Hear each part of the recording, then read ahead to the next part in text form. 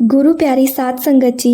पुराने समय में एक गांव में दो किसान रहते थे। दोनों ही बहुत गरीब थे। दोनों के पास थोड़ी थोड़ी सी जमीन थी और वो दोनों उसमें ही मेहनत करके अपना और अपने परिवार का गुजारा चलाते थे। अचानक कुछ समय बाद दोनों की एक ही दिन और एक ही समय पर मृत्यु हो गई। यमराज दोनों को एक साथ भगवान के पास ले गए। उन दोनों को भगवान के पास लाया गया। भगवान ने उन्हें देखकर उनसे पूछा कि अब तुम्हें क्या चाहिए, तुम्हारे इस जीवन में क्या कमी थी और तुम्हें क्या बनाकर इस बार मैं संसार में भेजूं। साध संगत जी, भगवान की यह बात सुनकर उनमें से एक किसान बहुत ही गुस्से से बोला कि हे भगवान, आपने इस जन्म में मुझे बहुत ही बुरी जिंदगी दी थी। आपने मुझे कुछ भी नहीं दिया था। मैंने पूरी जिंदगी बैल की तरह खेतों में काम किया। जो कुछ भी कमाया वह बस पेट भरने में लग गया। ना मैं कभी अच्छे कपड़े पहन पाया और ना ही परिवार को कभी अच्छा खाना खिला पाया। जो भी पैसे मैं कमाता था कोई ना कोई आकर मुझसे लेकर चला जाता था और मेरे हाथ में कुछ भी नहीं बचता था। साध संगत जी, उसकी ये बात सुनकर भगवान कुछ देर तक चुप रहे और दोबारा उस किसान से पूछा कि तुम अब क्या चाहते हो कि इस जन्म में मैं तुम्हें क्या बनाऊं। भगवान का यह प्रश्न सुनकर वह किसान बोला कि भगवान, आप कुछ ऐसा कर दीजिए कि मुझे किसी को कुछ ना देना पड़े। मुझे केवल चारों तरफ से पैसा ही पैसा मिले। अपनी बात कहकर वह किसान चुप हो गया। भगवान ने उसकी बात सुनी और कहा, तुम अब जा सकते हो। मैं तुम्हें वैसा ही जीवन दूंगा जैसा तुमने मांगा है। उसके जाने के बाद भगवान ने दूसरे किसान से पूछा कि तुम बताओ, तुम्हें क्या बनना है, तुम्हारे जीवन में क्या कमी थी और तुम क्या चाहते हो।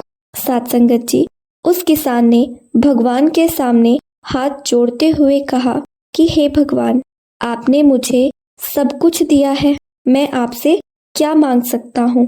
आपने मुझे एक अच्छा परिवार दिया, मुझे कुछ जमीन दी जिस पर मेहनत करके मैंने अपने परिवार को एक अच्छा जीवन दिया।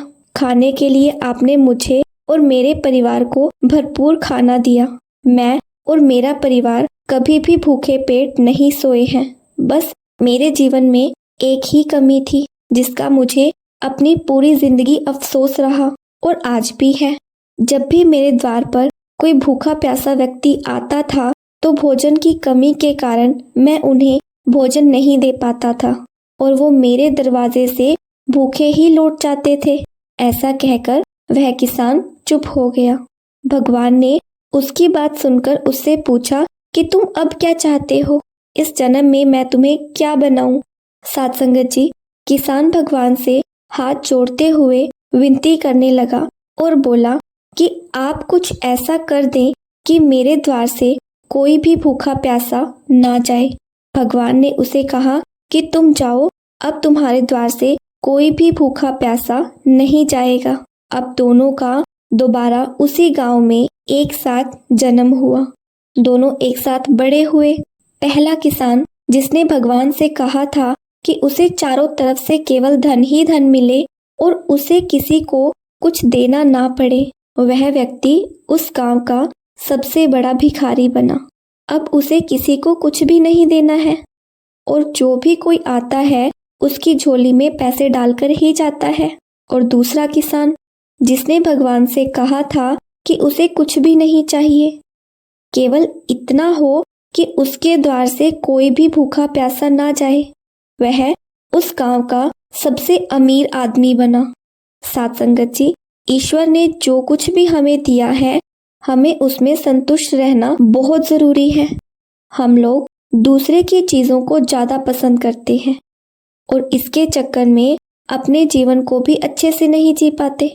हर बात के दो पहलू होते हैं, सकारात्मक और नकारात्मक। ये बात हमारी सोच पर निर्भर करती है कि हम चीजों को सकारात्मक रूप से देखते हैं या नकारात्मक रूप से देखते हैं।